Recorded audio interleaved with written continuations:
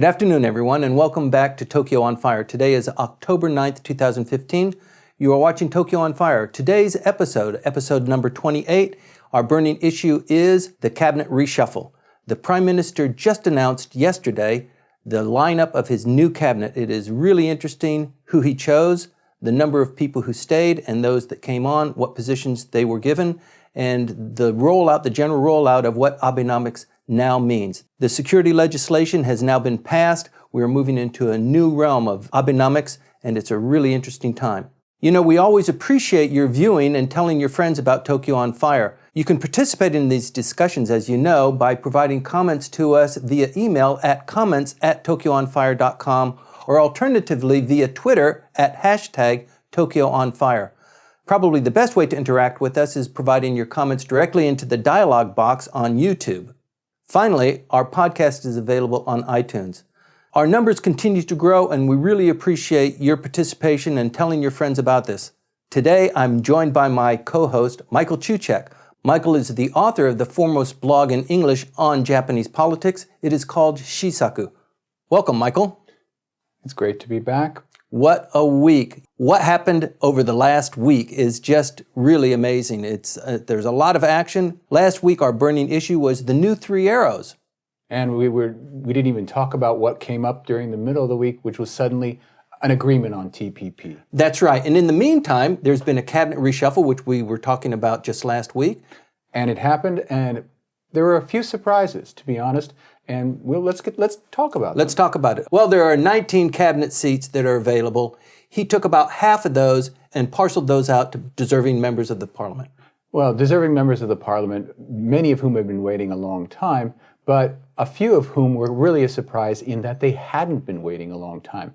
What we saw was a redefinition of Abe's power and Abe's goals in the next, few months at least, until maybe the upper house election next year. It really becomes clearer, doesn't it, as we go along, to really recognize how powerful, how tight his inner group is. Him, Suga, a couple of the most important members of his cabinet, and how he wields this power and how he is able to quell this dissension within the ranks and to be able to speak, pretty much with one voice. Perhaps before we go into that, we have to have some kind of historical background. We clearly have to talk about the way things used to be. Sure. The ones that, what we know, or at least thought we knew, about how cabinets are arranged and how the relationship between the prime minister and the members of the various factions, the faction heads, and then the ministers that are chosen based on the faction balance. We thought we had it all down, at least I did, and I got it all wrong in terms of how Abe was going to proceed.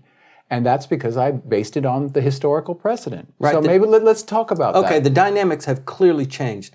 The power has shifted really from individual members, individual personalities within the Diet, in the upper house and in the lower house, and has gradually shifted more towards the LDP headquarters. And certainly to the prime minister himself, right, in a way that no one really has ever experienced before. Even under the Great Koizumi, there was a great deal more balance.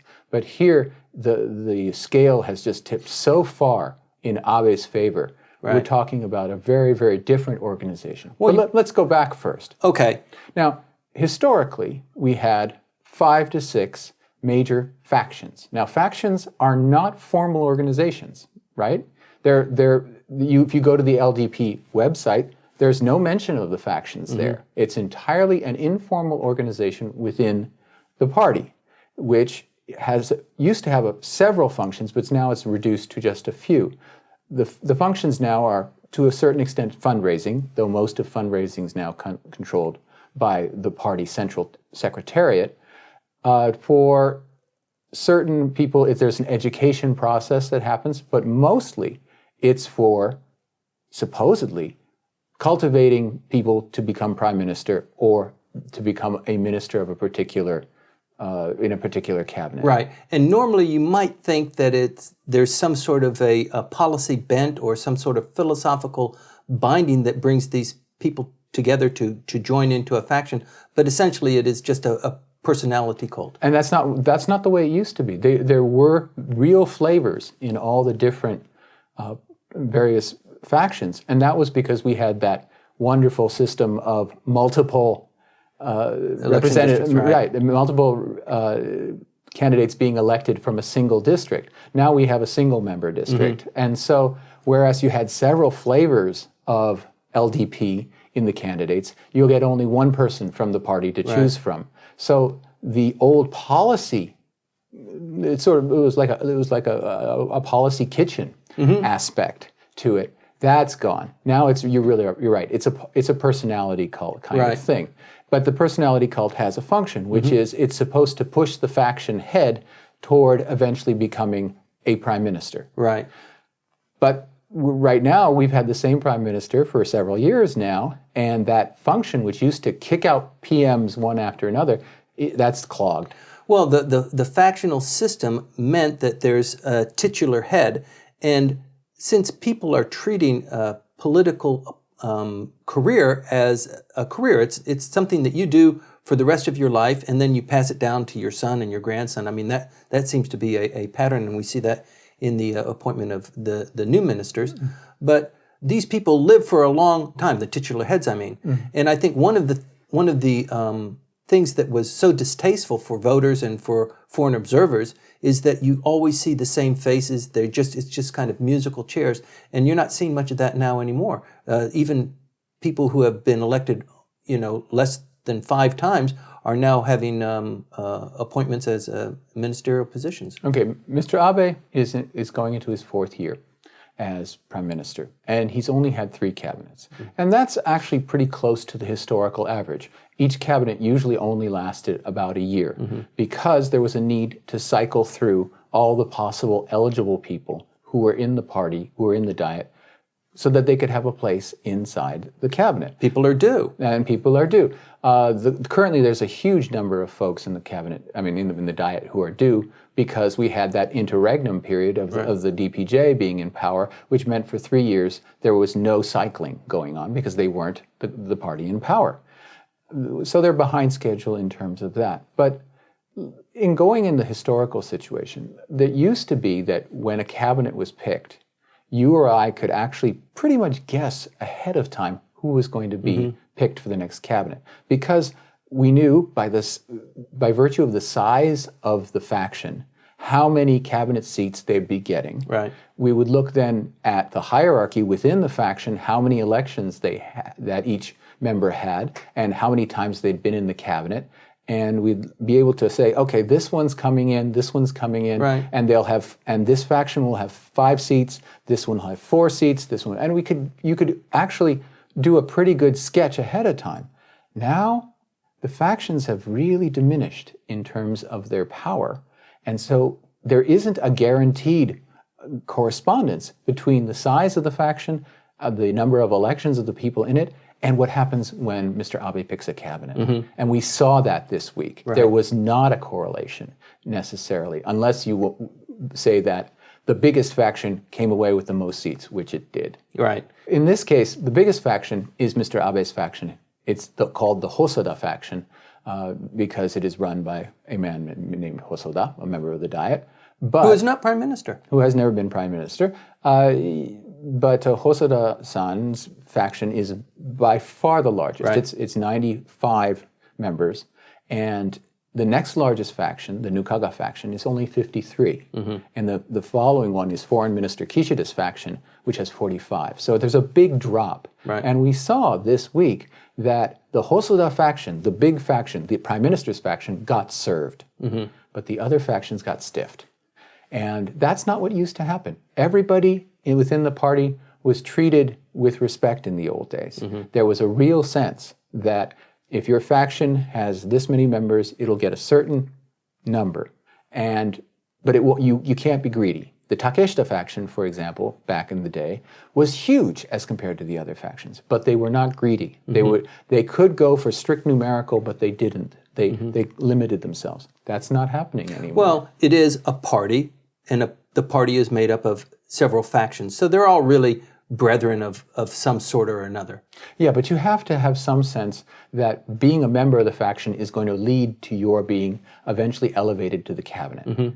And if the prime minister and his friends and aides working together make sure that the other factions are actually suppressed, that's going to breed resentment, first with the faction head, who says, you're not listening to me, but also with the rank and file within those factions. Right. Well, also there's a little bit of movement in between members of the Diet who will go to different factions, or independents who, when it comes time for election, they need the support, they need the money that is there for electioneering by joining a faction, and they will go to those factions that will give them the best chance for enhancing their profile, either for a ministerial or vice ministerial position. That used to be the case, but really now it's really more social networking. The monetary side, really, they have each faction has its parties, sure, and you pay big yen to get a ticket and to go in, and that money all goes to the members of the faction.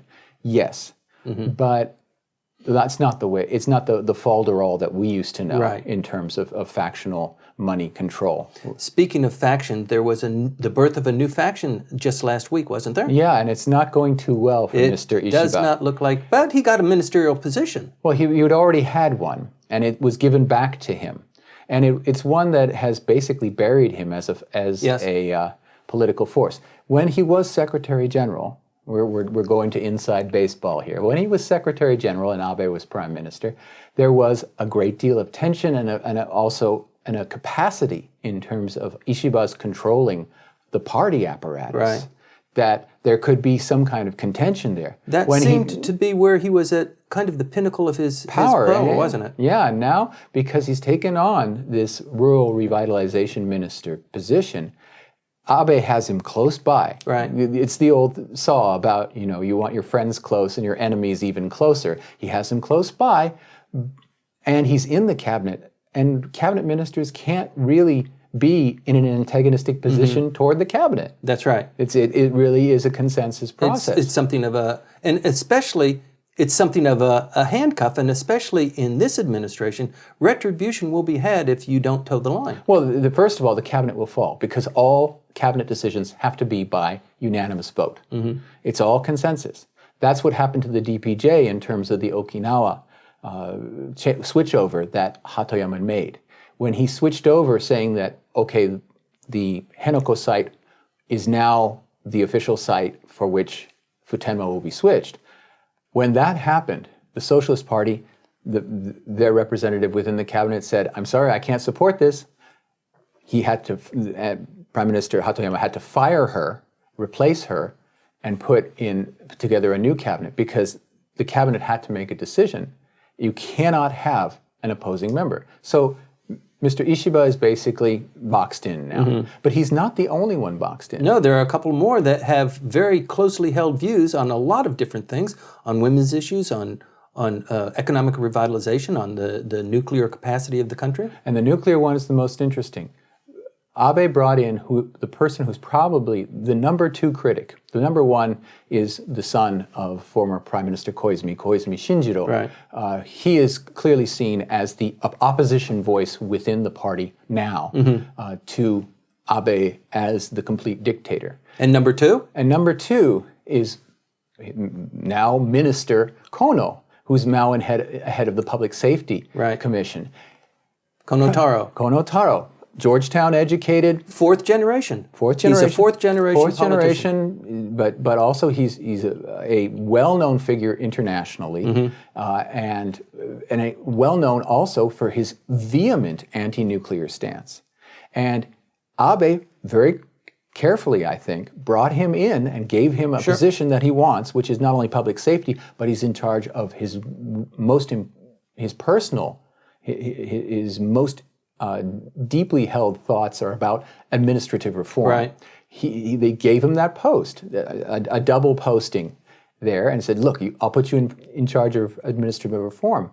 And now, you're right, it's handcuffs for him. We're going to talk about predictions and that sort of thing towards the end of our podcast, but I've got to say right now at this juncture that probably my favorite pick in this new administration is Kono Taro. I like him a lot too, but by taking this position, he has put himself at odds with his own history, and in so much to the fact that he had a blog where he would express himself constantly and usually quite critically about the Abe administration's stance towards restarting nuclear reactors. That blog, as of I think yesterday, is gone. Okay. Well, He has it's not just scrubbed; it's gone. well, listen. Some people play politics cleverly, and some people who you think know better don't. We were just talking about Minister Ishiba, and he seems to have not really played politics very well at all. He does maintain a ministerial portfolio, but boy, his star sure has fallen recently. Well, he had a Hobson's choice. He was either going to be given a really nasty post like environment minister, which it puts you in charge of the cleanup at the Fukushima site, or take a position of his choice. I remember what Abe was offering now. What he was offering him was defending the security legislation, to be the special minister in charge of that. And Ishiba Shigeru, having some foresight, said, I don't want to touch that. Yes. And he didn't. And instead, he took on this rural revitalization post. That, of course, has gotten him nowhere. Well, at the same time, I mean, he came up with this idea of let's form a faction, a new faction. I, who despise factions, let's have a faction. Well, if you want to maintain power of some sort within Mr. Abe's LDP, you probably need to have a formal organization. Let's face it. Mr. Abe was reelected. Well, he wasn't reelected. There was no election. Right. He went into his second term, and he's in his second term now, of president of the LDP. Right. Without a single challenger. His main potential contender was Mr. Ishiba. And Mr. Ishiba wouldn't run against him. A lot of other members, like Foreign Minister Kishida, said, no, absolutely. thank you. You wouldn't have expected that. Yeah, no, and they did engineer a semi-real, semi-fake challenge by Noda Seiko, where she would try to get together the 20 members of the Diet necessary to endorse her candidacy. Endorse her candidacy, and then she could challenge Mr. Abe in the election. For some reason, she only arrived at 19, which is a very suspicious number.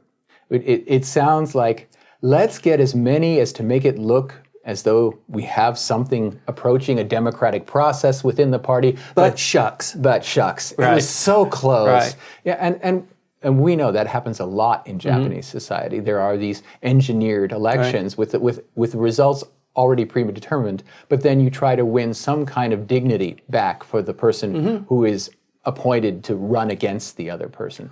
That's what I think we had here. But at the end of the day, there was no election. Mr. Abe is absolutely in control. Okay, isn't this an interesting dynamic, though, that there has got to be lots of pent-up energy and aspirations of these members of the Diet who do feel that they are due their shot, but since the Prime Minister is so strong and since his administration is so cohesive, they just have to wait. Okay, they have 70 members of the Diet who have what are considered the minimum standard of elections, which is 5 in the House of Representatives and 2 in the House of Councilors to get a ministerial post. So, and they only gave away, 10 seats. Right. So there's a mismatch there. And, and of the 10, 4 of them went, all of the newcomers are from Mr. Abe's own faction. So it's some members that were brought in had previous ministerial stints, mostly very short time. But the brand new freshmen, the freshman class, is all from the Hosoda faction, the 4 members that are there. And wow, it's just a slap in the face of the other factions. Well, he does have other avenues. I mean, he could reshuffle his cabinet in the springtime or probably just before the summer elections. Now, the summer elections, I think, we should talk first of all about what happened inside the party itself. What party are you talking about? The LDP. What happened inside the party? Exactly. Nothing. Nothing. Okay. The same. I thought you snookered me. I did not snooker you. Okay. You understood clearly what I was saying.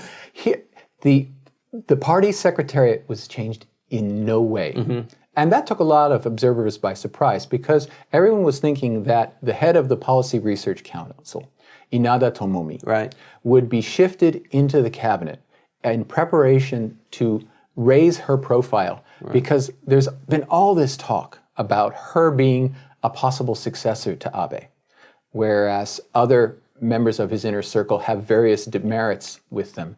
Inada was seen as basically a clean slate. She's sharp, she's young, she's female. The same thing happened with Mr. Abe when Koizumi was prime minister. Yeah, and people thought that would happen, but it didn't happen. Instead, the secretariat was kept intact. Mr. Tanigaki is still Secretary General. We still have Nikai at the General Council. Everything was kept as it was. So there was no reward or punishment there. Right. Nothing happened there. So we had actually not so much a reshuffle as really just, okay, a few things are going to be slid in and out. But there's really been, we're not going to take the deck and go, and now we have a whole new game. Because it isn't a whole new game. Well, 10 brand new ministers is pretty big. I mean, of 19, that's more than half. Yeah, but it's right after his re-election. And we already had one reshuffle, and that didn't go so well. Let's go through the cabinets. The first cabinet worked like clockwork. The second cabinet had a train wreck immediately afterward with the problems of the fundraising issues involving the female minister. The second cabinet, he really tried to promote women. He tried to put 5 in. Yes, exactly. This time he's put only 3 in. I've had a lot of questions from overseas. What's the deal? He talks about women in his speech, about his new 3 arrows, big deal, and then he puts only 3 women in. Well, historically, that's a huge number still. 5 women is the most there's ever been. And it caused him some problems. I mean, I don't know if it's with the personalities or just that's serendipity, but he selected 5 and he got into a bit of a snit. And let's be honest, the number of eligible women within the LDP or within the Diet as a whole is very small. Right. 92% of the Diet is male. Only 8% is female members, right? So at that point, who does he have to choose from? Okay, but doesn't this fly in the face of his directive that I want to have, 30% of senior executives in Japanese companies, to be female? What do you guys, Kate Unren, what do you guys think about this? And there was silence. Yeah, it's a hard challenge. It's a hard challenge to meet, but also, accusing a politician of not fulfilling his or her promises is an idiot's game. Well, it does sound good though, because I mean, obviously you don't have to live in Japan very long to understand the disparity between women in politics or in government or in business. I mean, it's very, very small. And when you do see women who are actually articulate, who hold their own in business meetings, it's rather small. It's very, very small, and their numbers are really small. In terms of top business executives, less than 2% of top business executives are women. The Diet, we have a little bit better numbers, and in certain professions like lawyers and doctors, we have far more women because it's been a pathway for women. Right. But politics hasn't been, and that gets reflected in Mr. Abe's cabinet. Sure, the power so base. he's not being hypocritical. He really does have a human resource problem in terms of promoting women. If he wanted to promote women, he'd have to do what Koizumi did, which was bring women out of the private sector and put them in the cabinet. He did that with the foreign minister of his time. He also brought in Inokuchi when she was a professor. He brought all kinds of people. He's done that for ambassador posts as well. Yeah. And I think that's really paid big dividends. Yeah, but Abe has not gone outside the Diet in terms of his cabinet picks, which pretty much all cabinets immediately prior to this one have had at least one civilian in it. Right. But now we don't see that because we do have this backlog. We have payback. We have to pay back and in a minor way, as because he's retaining so many of his team.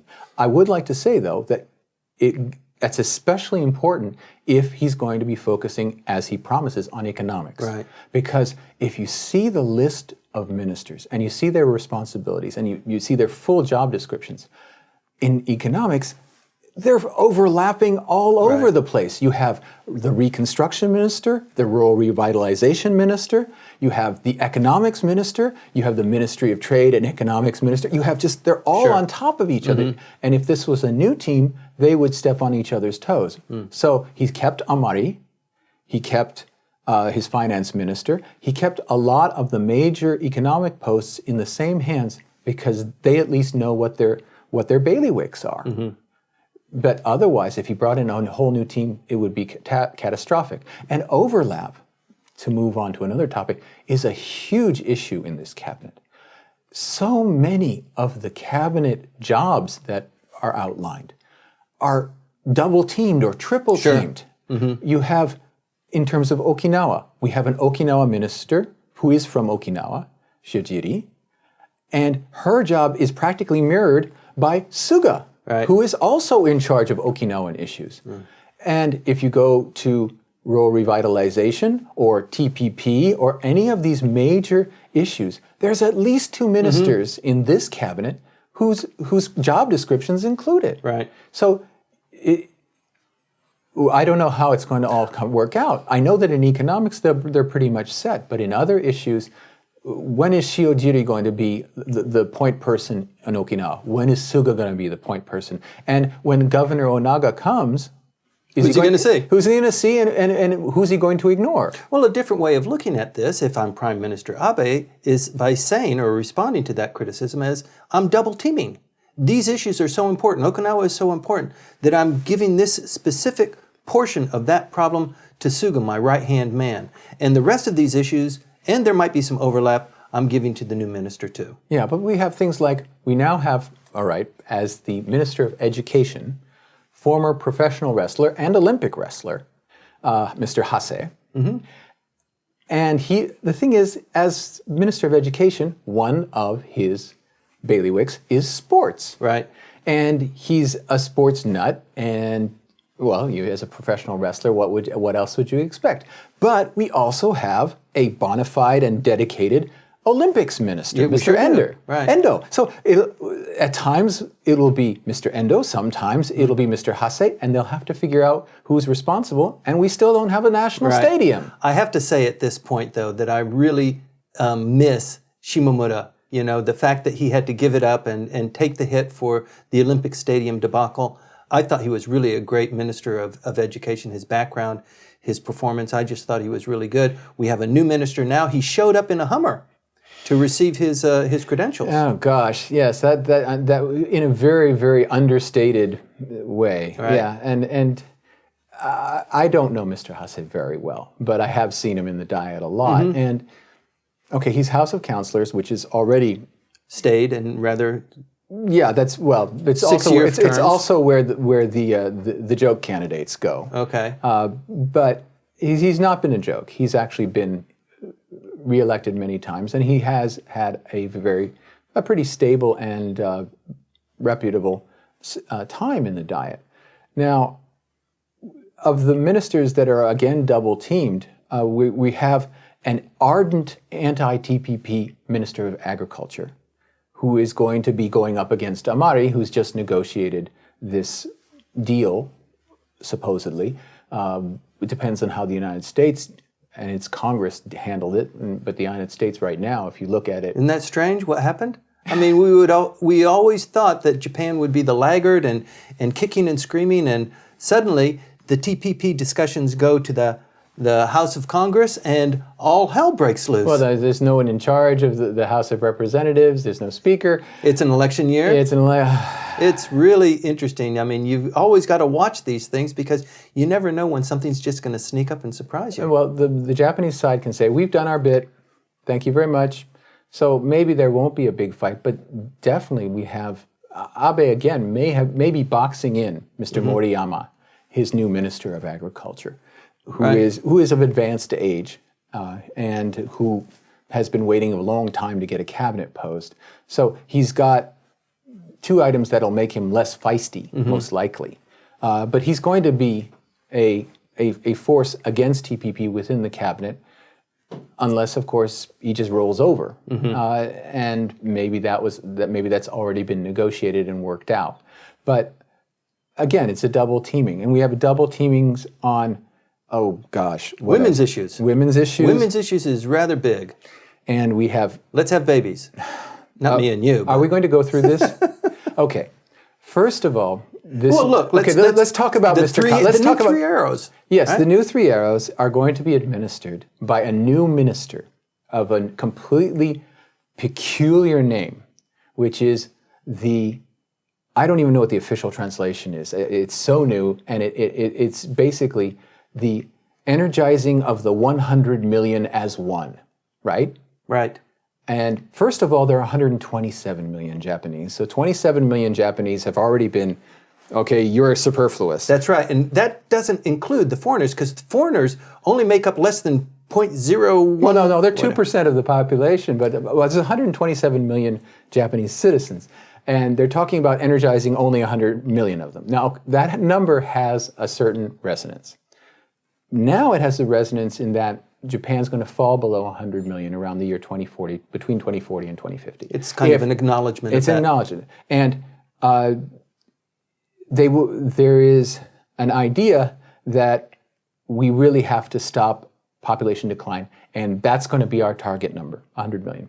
Unfortunately, that number has terrible pre-1945 resonances because the rhetoric of the time of pre-war Japan, of pre-1945 Japan, is a constant refrain about energizing the 100 million citizens, because that was the number of Japanese that there were. And the 100 million, and the 100 million, and the term in Japanese is ichioku. Right.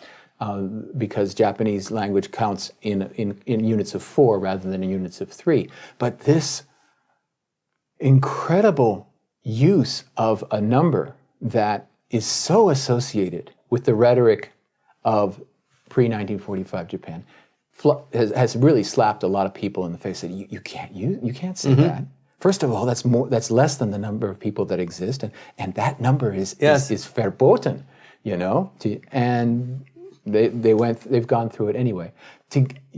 The goal is not only 100 million Japanese, but under the plan is the live births per woman will be on the order of 1.8. Right. Currently, it's hovering around 1.3.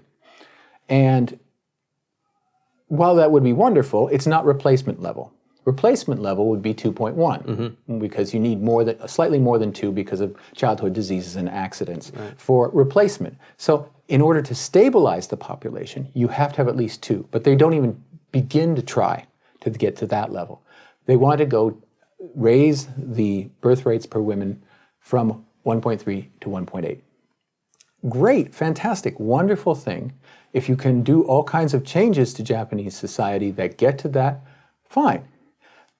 But you have to understand the height of the mountain that you're trying to climb. Right. The last time that the birth rate per woman was 1.8 was in 1984, back 30 years ago. That was the height of the bubble. And the bubble was, and that was a blip actually that clicked up during that period. If you want to go back to a sustained rate of 1.8, you have to go back to the first year. No, you have to go back to the first year that Jimmy Carter was president, 1977. That it's that far back in time. So you are going to try to somehow pull society through all of those decades and get back to that kind of life. Okay, there's no way that you're going to have single income families to the extent that they had them in 1977, so that you had stay-at-home moms. And furthermore, if you just try to think through it, you say, there's no way to do this. But they now have a minister. Mr. Kato, a very close associate, though he's not a member of the faction of the prime minister, is now in charge of this 3 arrows of production and reproduction that is supposed to get Japan going toward this 100 million stabilized population. Let me ask you a question. If the prime minister is going to say, we're going to increase, this kind of birth rate from what it is currently now at 1.2. We're going to bring it up to about 1.8. If that is really unachievable, why would he then say in the same breath with his next arrow, and we're going to expand the economy to 600 trillion? What explains that? I mean, those are both kind of, I mean... Not kind of. If he was going to extrapolate and be very expansive, why doesn't he just say we're going to have, a birth rate of 2.0, 2.1? Yeah, my hometown newspaper, the Tokyo Shimbun, in terms of that 600 trillion number, asked the question in its editorial the next day, is he suffering from the Peter Pan syndrome? Mm-hmm. Is he a boy who can't grow up?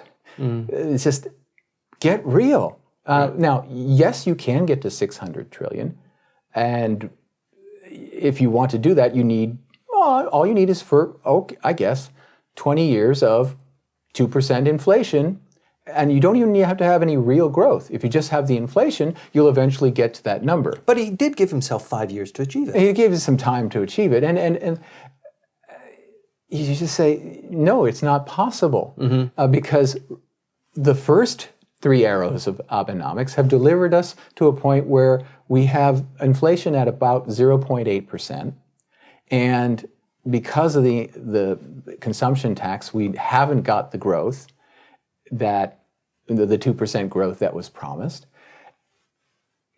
To get from one place to another, we just don't have the ingredients for it. We haven't really delved too much into the new cabinet, and I'd like to do that. Okay. But what explains this vision of the Prime Minister to tell people publicly that this is what we're going to do? We're going to have more children, and there's going to be more welfare services? Well, they're going to be stabilized in terms of the economics, and the services will make it so that there will be, the goal is 0 people quitting their jobs in order to take care of an elderly parent. Okay, you can already see that he gets visibly upset when he's challenged, when people say, how can you actually say that, Mr. Prime Minister?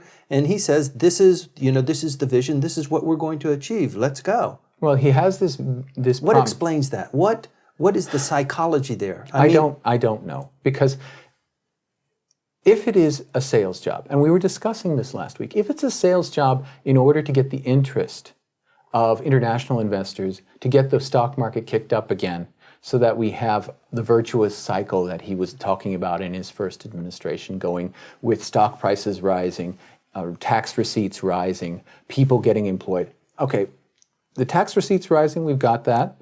People getting employed, we have incredibly low unemployment. But whether that's due to his cyclical actions or structurally just because the number of working-age Japanese is shrinking, there's a real question there. The promises that they're being made, he must think that foreigners can't add. Well, it's not just the foreigners. I mean, it's not just people like you and me that are watching and trying to analyze this. I mean, they're regular voters too. The Bank of Japan also stepped in their own poop when they committed that inflation would be at a certain rate and the expansion of the economy would be a certain rate, and they failed to achieve that, and their credibility took a huge hit. The Prime Minister is lining up to have his credibility challenged at a time probably when it's time for the upper house election. I don't know. He seems to have a real need to set up some real goals. I understand that. And there's been some kibitzing about whether these goals are reasonable or not. But for the most part, he's been getting a pass, at least domestically. Maybe it's simply because it's so unbelievable that people are just shrugging their shoulders and saying, yeah, that's politics. Maybe. Look, if he's going to achieve those things, he really has to pull a rabbit out of the hat, and pretty quick. Let's talk about the new cabinet. Okay. Is this the design? Is this the result of, reaching into the hat and pulling out the rabbit? A lot of people that are there do fit into the positions. He kept his top 5. Yeah, he kept his top 5. He didn't do anything that was tremendously surprising or tremendously exciting. None of the new members really, except for Taro Kono, really energizes you. You don't say, aha, this person will really know what he or she is doing. Right. And Taro Kono will go deeply into administrative reform and knows a tremendous a lot about it. And we may see him disappear into it because he'll be so involved in it. And that would probably be good for his career. Remember, he had to sit out.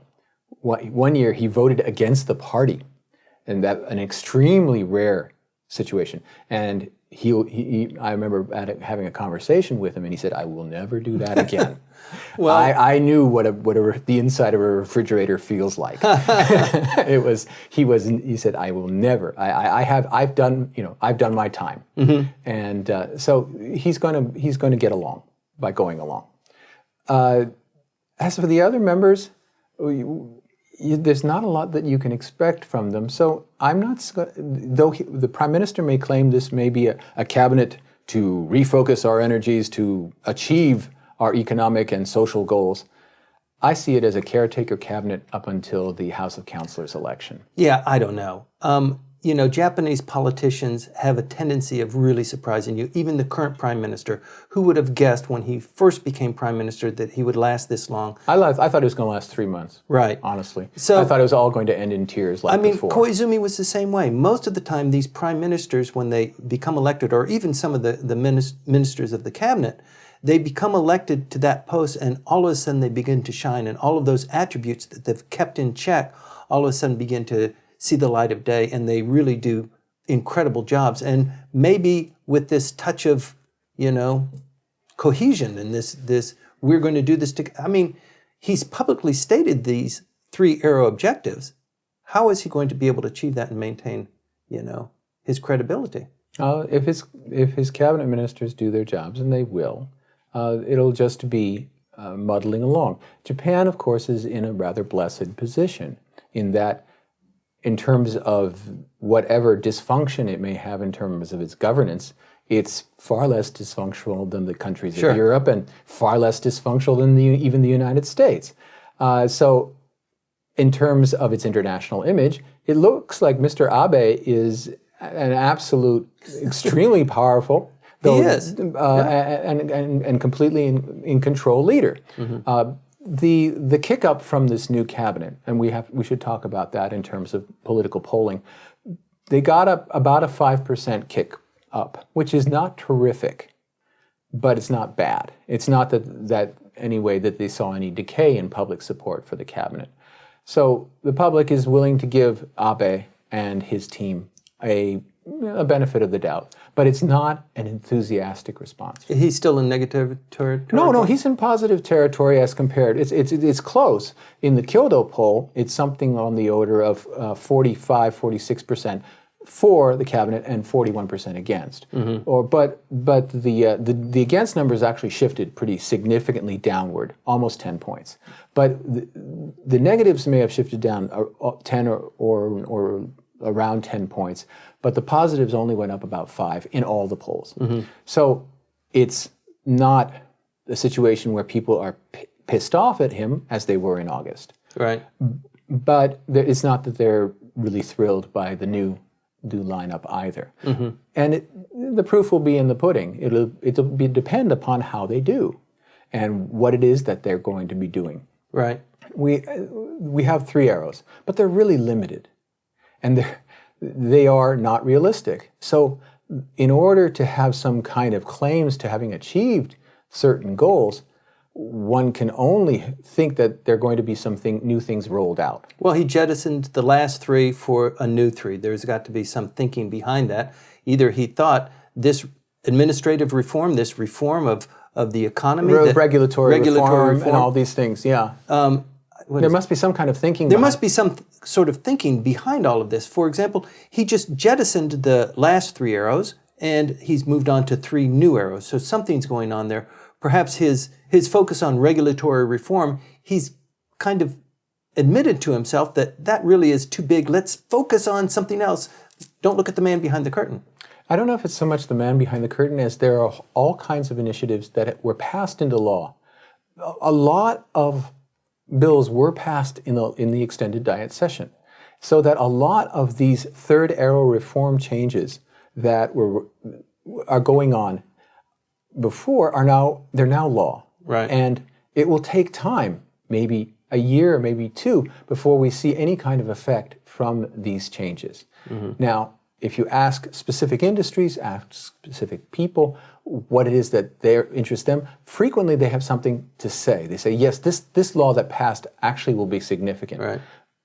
Usually, of course, they're promoting their own little bit of business, but there are all kinds of little pieces that have been put into play. Right. And how that all pans out will really depend on a basic stability. And let's face it, that's what Abe offers Japan, is an end to the instability that plagued the country in terms of its politics.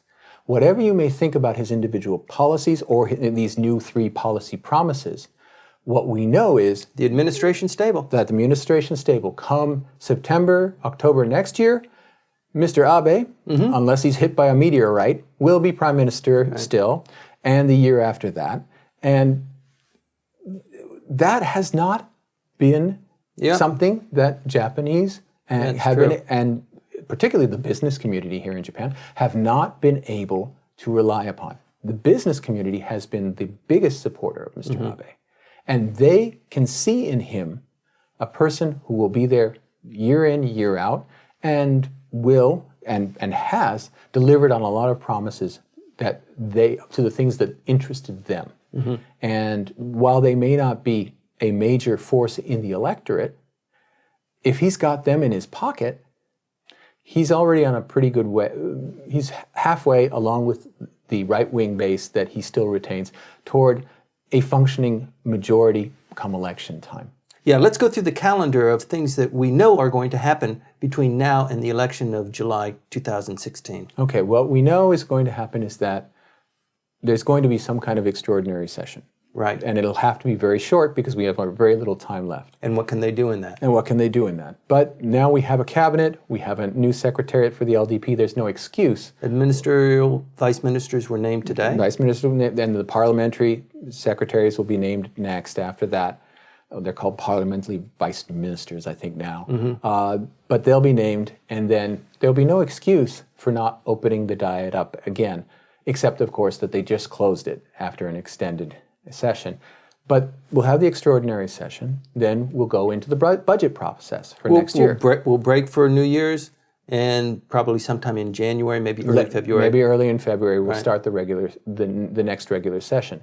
It probably will be closer into January because it has to finish before, sometime in mid-June, because they need that extended period of time for campaigning for the House of Councilors election. Regular Diet session is 150 days. Yes, and statute. so if you think backward 150 days from June, and you say that's probably going to be the start date with some flexibility, and then they'll go immediately into campaign mode. The question everybody's asking is, okay, Mr. Abe seems to be on a 2-year cycle in terms of general elections. Is he going to call a double election? Now, double elections are both dangerous. If the public is really against you for some reason, you have a chance to lose in both houses, which is lethal. Or there's a big payoff, of course. If they stay stable or they gain a few seats, then he's set for the rest of his term. He's established that the people support him, and he can go on any policy direction that he wants. And if he runs a double election, it has the final and really important point that it forces the opposition parties to spend all their money because they have to run elections for both houses. And that will impoverish the opposition, whether it's the well-funded communists or everybody else who are pretty much on a shoestring budget normally. To have a double election will absolutely break their banks. Well, clearly we understand that the Prime Minister is motivated to modify the Constitution, and he is shooting for 2/3 majority, and also, should there be a referendum of the population, that 2/3 of the population of Japan will also endorse. Well, he only needs 50% for the endorsement for the population, but getting 2/3 on that side wouldn't be bad either. Right. So, but I don't know. I'm going to take the devil's advocate position. I think that Mr. Abe, by passing the security legislation this summer, you think that's it? I think that's it, and I think that's it because it meets the standard of his grandfather. and it surpasses his grandfather. It radically and broadly changes the basis of Japan's security policy. And Mr. Abe is not stepping down because of it. His grandfather had to, because of the vast protests and the absolute virulent anger of elite classes at the way it was done. Right. And he had to resign. Mr. Abe has also faced, not nearly so virulent, but still a great deal of criticism and a great deal of disdain.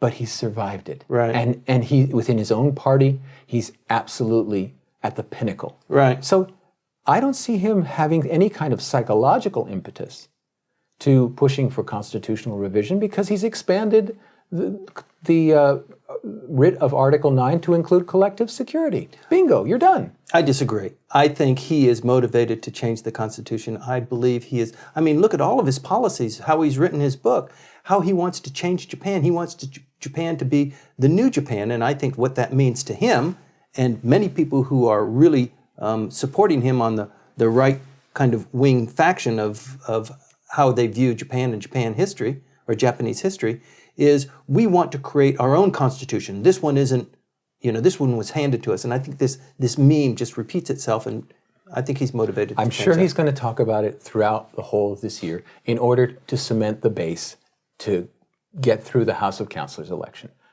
I'll agree with you on that, but I think it's insincere. Yeah, I don't think he's going to talk much about it, because all he wants is his 2/3, and he wants to develop the population to believe in him, that he will guide the country in the proper way. And then once that's done, then we might see a little bit of a face change. So you see him not talking about it. I see him talking about it for very different reasons, but it's a good argument either way, I think. Your point of that he would try to do it in a surreptitious way. Talk about economy. Talk about women. Talk about, yes, all of these things. In the third arrow, and then after the election say, oh, the reason... Haven't I been good to you? No, now that you have endorsed my vision of revising the Constitution, right. I'm going to There we go. Okay. Yeah. That's all right. Yes. Yeah. It is an endorsement of my policies. Oh, my goodness. Including the ones that I didn't talk very much about. We really are cynical sometimes. Yes. Well, the other thing that I think is important to talk about is the power of the LDP is so great that it has forced the opposition parties, including the Communist Party, to get together quietly and talk about some coalition that we will have when these elections come up. We want to share, our resources, so that we're not, at loggerheads. Why don't you take this district? I'll take this one, and let's try and get these 7 or 8 seats that are up for grabs. Well, that's true that they did try to do the coordination, but there's a fundamental roadblock that stopped it. There was direct negotiations between Kazuo Ishii of the Communist Party and Mr. Okada of the DPJ. Pretty big. Very rarely does that happen on a bi-party level between those two parties. But the old socialists inside the party and Rengo, the union, which has just recently replaced its leadership and has been playing footsie with the LDP and Mr. Abe. Rengo came down very hard and said, we are not going to allow you to talk to the communists. And the old socialist framework and Rengo, the labor unions, they're not going to allow it, and so the entire effort has collapsed.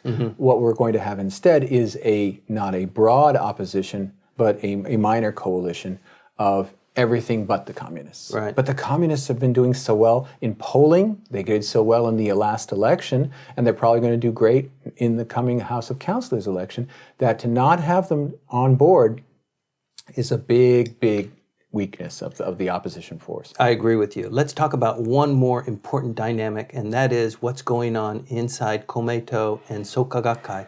There has been a rift, and the head of Soka Gakkai has kind of rejuvenated himself. He's now reasserting his control. I can't really say much about the Komeito idea, especially they've made the only visible switch in the cabinet is the replacement of Mr. Ota by Mr. Ishii. Now, and Ota seemed solid, 3 weeks ago, he seemed like he was good to go. But instead, they've moved in from the party secretariat, Mr. Ishii. Now, Mr. Ishii is perfect for the job that he's being put into. He's an old construction ministry bureaucrat, so putting him in charge. Younger. He's younger. He's a policy wonk, and he probably watches the show. And to put him in charge of infrastructure and tourism and everything is fine. It's perfect. That's where the money is, and that's where the Komeito wants to be. What's the background to that? I'm afraid I can't comment. Mm-hmm. Well, from what I understand, there was a little bit of a discrepancy with Ota from Soka Gakkai, and Soka Gakkai is basically telling Komeito, this is what you're going to do. And Komeito really has to do it because the power base of Komeito is the religious organization Soka Gakkai. But you and I can't say that out loud, of course. No, because there's a separation of church and state, and we all know that, and we observe it. And the Komeito is separated from the Soka Gakkai officially. Of course. Yes. So we know that. But it was somewhat weird, and these rifts are very important, and they're signals for us. And come election time, this separation of these two very powerful entities could spell a real disaster. Well, it would be not so much a disaster, but it would certainly be a complicating factor. The LDP relies on a lot of Komeito votes to get its members over the hump. And it's 7 million hard votes that will be there in districts, and you can basically, what kind of coalition you have to put together aside from the Komeito votes in order to get your person elected in the district. Right. The Komeito votes for its own people in the proportional seats and gets its membership mostly from there. There's really not much hope for a Komeito district person. There are some in certain districts, like Mr. Ota's district in Tokyo. But they really are a fundamental part. And let's be fair and let's be real. The LDP has not run a government by itself since '93. Okay, since its defeat back by the first opposition coalition, which the Komeito was part of at that time, that opposition. Until after that, the LDP has always been ruling in coalition. Now, if its coalition partner is feeling unstable, and it's its only coalition partner, you're right. It puts a degree of uncertainty that is unwelcome. Well, no, I think you can see people just getting ready for a fight. Well, there's always this idea that Japan needs to have its parties sorted out. There has to be a resorting so that we have conservatives on one side and liberals on the other. And we've been hearing that for God knows how many decades. Right. And it's always something that comes up. Usually it comes up from the more right-wing parts of the DPJ, people like Maehara and Nagashima, who are very famous because of their constantly arguing with the central core of the party that we need to adopt more realistic positions, which in other words means more right-wing, that we need to reshuffle the parties so that all of the liberals leave the LDP and that get into the DPJ, and all the hard rights in the DPJ go into the LDP. We hear this all the time. Well, listen, we've been here for a long time, and it used to be said that you can predict Japanese politics. That's how we started this podcast today, that things were predictable in the old days. But never say never. The things that have happened since Koizumi was prime minister, are just, the mating of several of the ministries together and the streamlining of a lot of administrative processes, just the mere rebuilding of the prime minister's residence. It is a massive edifice right now, and it is fit for a world leader, whereas before it was the two-story structure, brick structure, and it didn't look very imposing. But now, and the person who was in it was not very imposing. That's true. Well, it's a parliamentary system, so he has to be elected by his group, and now it looks more presidential. It really does look presidential, and the diet offices have been completely reconstructed. They are larger, they're more modern, and they feel much better. A lot of work can get done in those. I mean, you don't have to rely on the ministries as you had to in the old days, simply because your room was basically a closet. Yeah, that's true. There is a physical presence that reflects a consolidation of power inside both the diet and also, but really importantly, inside the Prime Minister's residence, the Kante. Right. That physically is a manifestation of the consolidation of power there. But when you look at the Koizumi Revolution, you have to think virtually every part of it is dead. Under the Koizumi Revolution, we had strict fiscal policies, a budget cutting process. Now we have a budget expanding process.